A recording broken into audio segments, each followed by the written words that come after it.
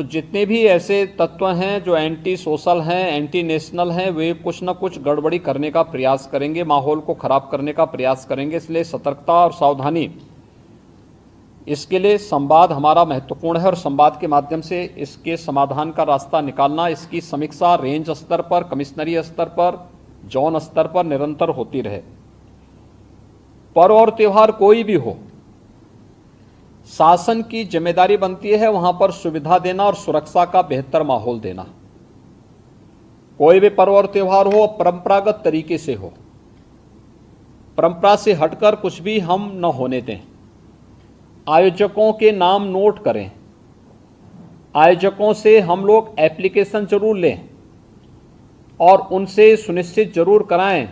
हमने गृह विभाग को भी मैंने एक परफॉर्मा उपलब्ध करवाया था कि उसे हर एक जनपद में उपलब्ध कराएं और उसी के माध्यम से अनुमति भी सुनिश्चित कराएं। शर्तें जोड़िए उसमें कि वह कहीं भी शांति को भंग करने वाली व्यवस्था, कोई भी ऐसा बयान नहीं देंगे, कोई भी ऐसा कार्य नहीं करेंगे जिससे शांति व्यवस्था भंग होती हो, या किसी जाति, मत, मजहब, वर्ग, संप्रदाय या किसी भी अन्य उसकी भावनाएं आहत होती हैं, कोई भी इस प्रकार की बयानबाजी न हो। इस पर ध्यान देने के लिए हमें जहां व्यवस्था बनानी पड़ेगी, वहीं साथ ही साथ हम इस बात को सुनिश्चित करेंगे बकरीद के लिए मुस्लिम धर्मगुरुओं के साथ और इस आयोजन के साथ जुड़े हुए जितने भी लोग होंगे उन सभी के साथ हमें संवाद बनाना होगा। कावड़ यात्रा के लिए भी हमें कावड़ संघों के साथ, कावड़ संघ हैं बने हुए हर एक जगह, उनसे भी संवाद बनाना पड़ेगा। अगर हम उसी स्तर पर संवाद बनाएंगे तो बाद में जब ये भीड़ इकट्ठी होती है तो उस समय समस्या नहीं खड़ी होती है, तब ये कार्यक्रम एक रूटीन का हिस्सा बन जाता है, फिर उसमें कोई समस्या पैदा नहीं होती है। इसलिए उन सभी चीज़ों को हमें पहले से ही एक संवाद बनाकर करना होगा। मुहर्रम के अवसर पर भी मुहर्रम से जुड़े हुए जो अलग अलग ताजिया लेकर के जाते हैं उनके साथ पहले से संवाद होना चाहिए। कहीं भी कावड़ यात्रियों का और मुहर्रम के जुलूस आपस में टकराने की नौबत ना आने पाए, इसके लिए पहले से रूट तैयार कर लेना, पहले से सुनिश्चित करना कि किसी की भावनाएं आहत भी न हो और दोनों कार्यक्रम संपन्न हो जाएं, परंपरा का उल्लंघन भी कहीं न हो, इस बात को सुनिश्चित करेंगे और इस पर हम लोग पहले से ही ध्यान देंगे जिससे कहीं भी कोई बात न हो। दूसरा, नगर विकास के द्वारा और पंचायती राज विभाग के द्वारा स्वच्छता को, सैनिटाइजेशन को जहां प्राथमिकता के आधार पर आगे बढ़ाना होगा, वैसे भी संचारी रोग नियंत्रण का एक कार्यक्रम 1 जुलाई से चल रहा है। स्वच्छता, सैनिटाइजेशन उसका प्रमुख पार्ट है। इसको हम विशेष रूप से एक अभियान के रूप में लें। बकरीद के दिन कुर्बानी जहां होगी वह सार्वजनिक स्थल नहीं होगा, जो निर्धारित स्थल और पहले से चली आ रही वहीं पर होगा। हम सुनिश्चित करें कि यह स्थान कोई सड़क, कोई चौराहा या कोई ऐसा सार्वजनिक पार्क या कोई ऐसा स्थल न हो जहां को लेकर के अनावश्यक विवाद हो। और कुर्बानी के बाद जो भी वहां पर सॉलिड वेस्ट पड़ा हो उन सबको निस्तारण करने की भी व्यवस्था की जानी चाहिए, चाहे वह आयोजक करें, चाहे वह नगर निकाय या पंचायती राज विभाग से जुड़े हुए लोग करें। इस व्यवस्था को पहले से सुनिश्चित होना चाहिए कि कुर्बानी के तत्काल बाद उसकी सफाई की व्यवस्था भी हो जाए जिससे गंदगी न होने पाए। और वह जो सॉलिड वेस्ट आप डालेंगे वह एक ऐसी जगह रखना चाहिए जहां बस्ती से दूर हो, नहीं तो बहुत तेज बदबू करेगा। उसके बाद तमाम प्रकार की बीमारियां और अन्य संक्रामक बीमारियां वहां पर होने के खतरे होते हैं। इन चीज़ों को सुनिश्चित करेंगे। उसको पानी में बहाएंगे भी नहीं, ये भी सुनिश्चित करेंगे। जल जमाव न हो कहीं भी नगरीय क्षेत्र में, चाहे वह बकरीद से जुड़े हुए आयोजन हो, कावड़ यात्रा से जुड़े हुए हो, नागपंचमी के कार्यक्रम हो, या फिर श्रावण पूर्णिमा के या सावन जो मेला लगता है अयोध्या में, कहीं भी जल जमाव न हो, इस बात को भी हमें ध्यान में रखना होगा।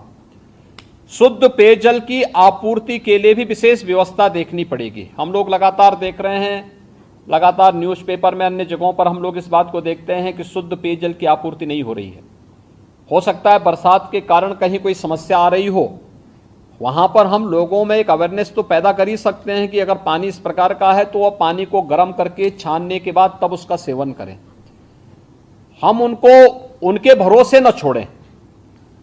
बच्चे बीमार हो सकते हैं, कोई अन्य समस्या खड़ी हो सकती है, उस पर हम ध्यान दें। स्ट्रीट लाइट की व्यवस्था, बरसात के समय में वैसे भी इसके बारे में हमें अलर्ट रहना पड़ेगा। नगर निकायों को भी जहां जहां ये आयोजन हो और कावड़ यात्रा से जुड़े हुए जितने भी रूट हों वहां पर भी स्ट्रीट लाइट की व्यवस्था ठीक हो। सुरक्षा के प्रति अत्यंत सतर्क रहना पड़ेगा, पेट्रोलिंग बढ़ाना पड़ेगा, सोशल मीडिया पे नजर रखनी पड़ेगी और कोई भी व्यक्ति भड़काऊ बयान देता है या कोई भी ऐसी बयानबाजी करता है जो सुरक्षा के लिए या किसी समुदाय की भावनाओं को आहत करके उसे भड़काने की कार्रवाई कर रहा है तो हमें कार्रवाई करने से हिचकना नहीं चाहिए और बहुत सख्त कार्रवाई उन स्थितियों में हमें करनी चाहिए। दूसरा, विद्युत विभाग से जुड़ा हुआ है जिसमें विद्युत की आपूर्ति अनवरत बने। जर्जर पोल और तार को पहले से हम रिप्लेस कर लें, उसका मरम्मत आदि का काम कर लें, जो भी हमें करना हो उसको हम कर लें। सड़कों की मरम्मत सुनिश्चित कर लें, ये ग्रामीण हो, शहरी क्षेत्र की सड़कें हो, जिन सभी संबंधित विभागों से हो, जिलाधिकारी और मंडलायुक्तगण इन सब की समीक्षा जनपद स्तर पर सुनिश्चित कर लें कि कहीं भी और जवाबदेही के साथ करवाएं। जल जमाव न हो, गंदगी न हो, सड़कों में गड्ढे न हो, इन बातों को हम सुनिश्चित करें। मीट मछली कावड़ यात्रा की रूट पर न हो, अच्छा होगा। अनावश्यक उसके कारण उत्तेजना पैदा हो सकती है या उस रूट पर कोई ऐसा कार्य न होने पाए, क्योंकि कभी कभी लोग शरारतन कर देते हैं कि उस रूट पर ही किसी प्रतिबंधित पशु को मार करके फेंक देते हैं जिससे वे लोग उत्तेजित हो सकें, क्योंकि जो शरारती तत्व हैं वो हर प्रकार का संभव प्रयास करेंगे। हमें उसके प्रति सतर्कता बरतनी चाहिए। ऐसे ही वह जो कार्यक्रम जो भी हो परंपरागत तरीके से हो, कुर्बानी प्रतिबंधित स्थलों पर न हो, या कावड़ यात्रा भी परंपरागत रूट से ही जाए, परंपरागत रूट से हटकर जाने की परमिशन हम कतई न दें और पहले से हम उन सब के साथ संवाद बना लें कि जबरदस्ती जो रूट नहीं है उस रूट पर जाने का कोई भी प्रयास न करें। इन बातों को हम सुनिश्चित करेंगे हर जनपद में, और जहां पर इन सभी कार्यक्रमों के लिए हो विशेष कंट्रोल रूम की स्थापना करके निश्चित उसकी वहां पर नियमित समीक्षा भी की जानी चाहिए।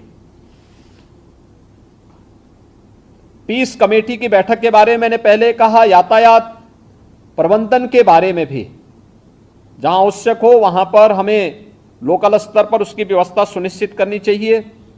अंतर जनपदीय समन्वय के साथ ही अंतर्राज्यीय समन्वय को भी हम प्राथमिकता दें।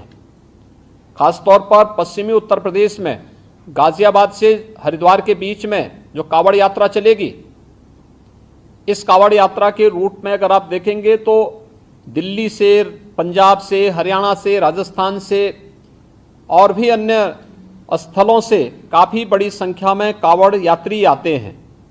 अच्छा होगा उन राज्यों के साथ हम पहले से संवाद बना लें, संवाद बना करके उनको राज्य सरकार के द्वारा क्या क्या नियम बनाए गए हैं उसके पालन के बारे में उनको बता दें। दूसरा, जो मैंने पहले भी कहा स्वास्थ्य विभाग में, कि जो लोग कोविड से इन्फेक्ट हुए थे सेकेंड वेव के दौरान, वह लोग बहुत लंबा पैदल चलने का प्रयास न करें, अनावश्यक रूप से उनके जीवन के साथ खिलवाड़ हो जाएगा। जा रहे हैं तो पानी की व्यवस्था सुनिश्चित करें, जगह जगह मेडिकल कैंप भी रहे और किसी भी प्रकार की कोई लापरवाही उन स्थलों पर न हो, इन बातों को हम ध्यान में रखेंगे।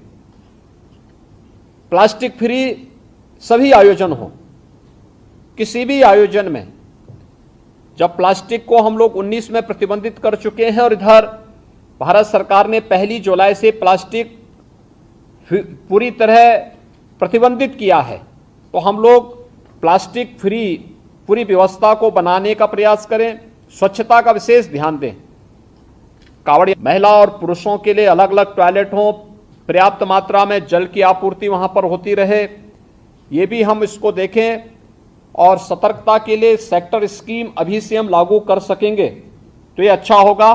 इन सभी कार्यक्रमों को व्यवस्थित तरीके से अभी से लेकर के और स्वतंत्रता दिवस के कार्यक्रम के लिए जो भी आयोजन हर जनपद के लिए, हर विद्यालय के लिए, हर ग्राम पंचायत के लिए हमारा प्रयास होना चाहिए कि ग्राम पंचायत के सचिवालय में भी स्वतंत्रता दिवस के दिन भारत का राष्ट्र झंडा फहराया जाए।